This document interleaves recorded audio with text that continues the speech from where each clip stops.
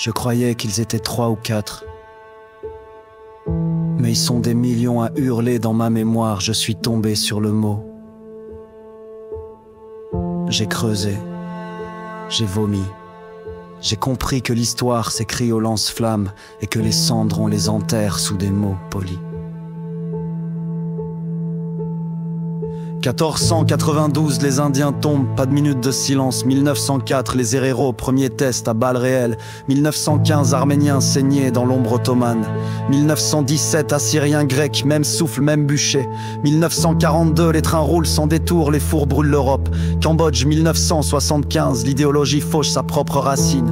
1988, les Kurdes gazés pour leur simple respiration. 1994, Rwanda 100 jours, 800 000 fois l'enfer. 1995, Srebrenica, on a regardé les camions passer.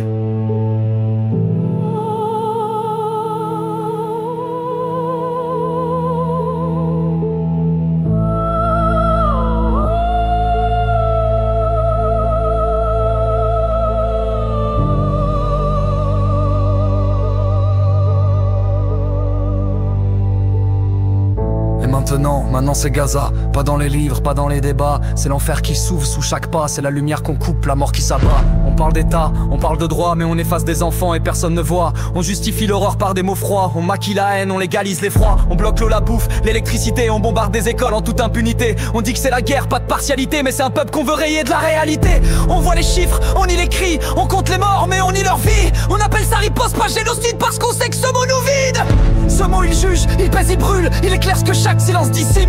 Alors on évite, on regarde ailleurs, et Gaza devient notre propre malheur.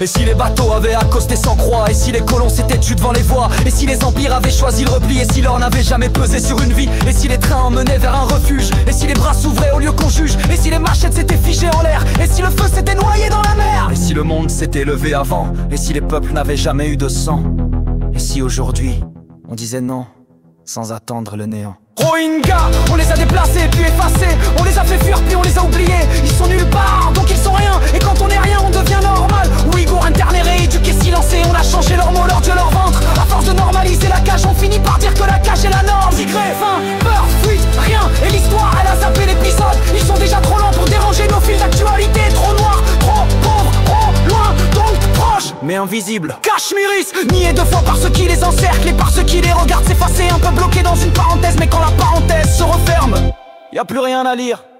Peuple d'Amazonie, on brûle leurs toits, on achète leurs cendres, on tue leurs forêts, on l'appelle progrès. Ils vivent sur des terres qu'on déclare mortes, alors on les enterre vivants. Femmes d'Afghanistan, plus de nom, plus même de forme humaine. Mais si on les filme pas, elles existent encore et on est toujours là, jamais là. Leur camp, c'est l'erreur, leur vie, c'est le prétexte. Et si le monde s'effondre, ils seront encore les premiers à payer l'addition. Et demain, les réfugiés sans refuge, les pauvres sans statut, les enfants sans image, ceux qu'on laisse mourir avant même d'exister. Ce n'est pas qu'on est en paix, c'est juste que ce n'est pas encore notre tour. Si demain l'horreur recommence, ne dis pas que tu ne savais pas. Tu étais là, tu scrollais, tu likais des conneries pendant qu'un peuple brûlait. Tu mettais prières sous des vidéos TikTok pendant que des enfants perdaient leur nom. Tu disais c'est compliqué alors qu'on tirait sur des civils. Tu disais je veux pas choisir un camp alors que le camp des morts se remplissait. Alors non, tu ne pourras pas dire que tu savais pas, parce que tu savais et tu n'as rien dit, rien fait, rien changé. Et ce silence-là, il a un prix.